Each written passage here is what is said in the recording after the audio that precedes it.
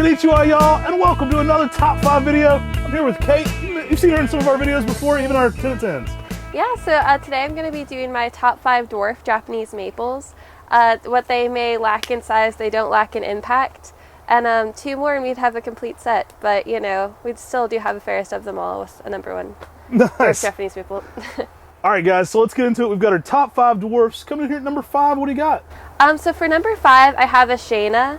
I really think that it's a really great broom. It has such a high impact, such a dense foliage that you really can't underestimate what an impact it can have in a landscape.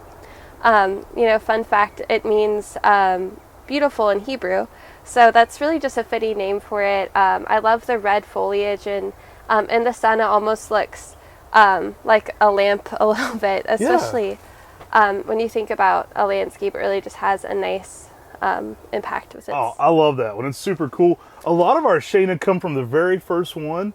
It's on the University of Villanova's campus. There's this place that's got the Department of Public Safety already, so they're already like all the security guards there. And then there's this giant Japanese maple that has the broom in it that's Shaina. Oh, so that's Tim and I went there and we're crazy, so we had to like go get signs off the original. So it's about, I don't know, 10 foot up, maybe 9 foot up. I can just barely jump and reach sign on it, so probably like 9.5 feet. And so we're running and jumping and cutting sign wood out of this tree. And we didn't ask permission, but they all thought we were nuts because we're out here in a rainstorm cutting off this Japanese maple. So everybody knew that comes to work at the Department of Public Safety is like, what are you guys doing out here? But just want to always remember because of where it's at. Awesome tree to pick. That's a fun story, fun tree. That's awesome. And then next number 4 is Kiroime. You know, I think it just has an amazing foliage, the way that it's serrated but still has that palmatum shape. It's very interesting to look at.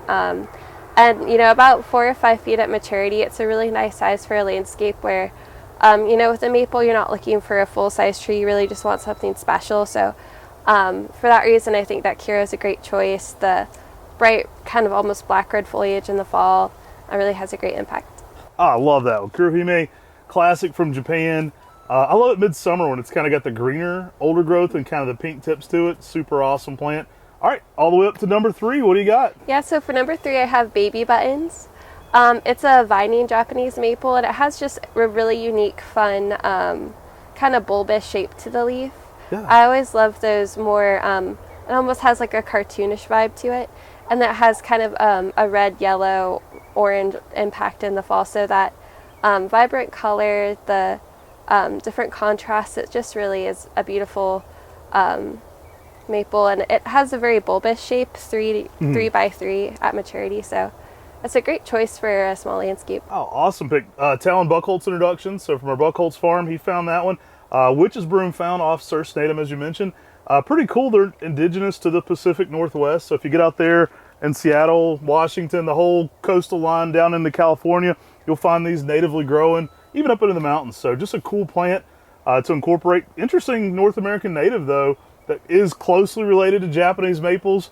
It's the only one to date, Surcenatum's in section palmata, that we found a broom on besides palmatum. You'll note you won't see brooms on like Japonicums, Seboldianums, Shirasaurums that are all very closely related to palmatum, but you do in Surcenatum, and that's what Baby Buttons is. It keeps that tight, dense habit because of it being a broom, and just super interesting. I'm always wondering, like, how do we get brooms in Japonicums, right? But love that shape of that one.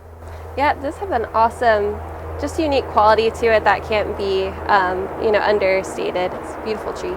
All the way up to number 2, Kate, what do you got? So I have a Catalina Yatsuba. It's really great for bonsai, and it's just one of those classic, you know, Makawa types that has a lot of impact. It's a little bit more serrated than a Makawa.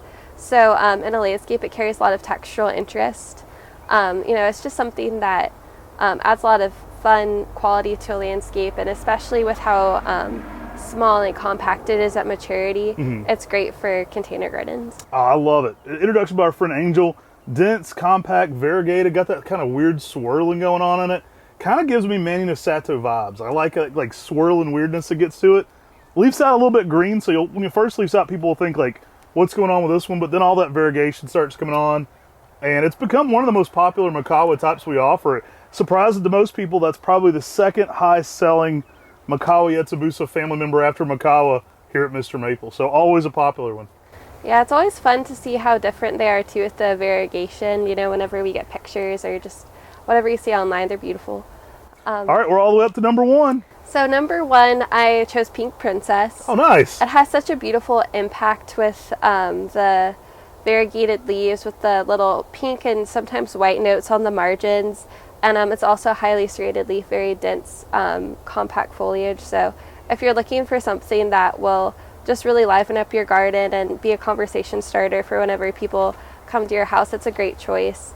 You know, whenever you choose a maple, you want something that is more like rare and more interesting. I think it's a great choice for that. I love Pink Princess. It's a real unicorn. It's a weird one.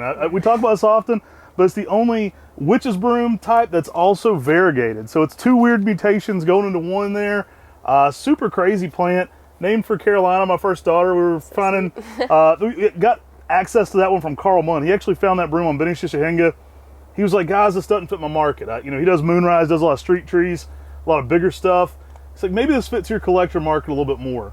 And he said, think about it, put a name on it. Well, it was right around the time. So it's been, she's 8 years old now, so it's been 9 years ago, almost. And we were like, hey, how about Pink Princess? So kind of came about as I like to name plants after people without actually naming them after people. So that one's Carolina's tree. Sorry, but yeah, it's a beautiful tree. Great namesake for Carolina, and I know it's really fitting for her. She's just like a sweet, lovely person. It's a beautiful tree. Well, she'll be really excited you picked her tree. Guys, we love doing these top 5s. You'll start to see some coming out pretty soon, not only from Mr. Maple employees, but some people at open house. We're going to be filming those. If you're coming to an upcoming open house like Memorial Day and you'd like to shoot a top 5, let us know ahead of time. We'd love to get you on camera. I love getting some of our talent from here. We've got some really talented people here at Mr. Maple. Kate's been here a while, and you're just integral to everything we do here, so I really appreciate you hopping on this side of the camera. Oh, it's awesome to be here, and I'm excited to see you guys at the open houses. Take care. God bless. Have a great day.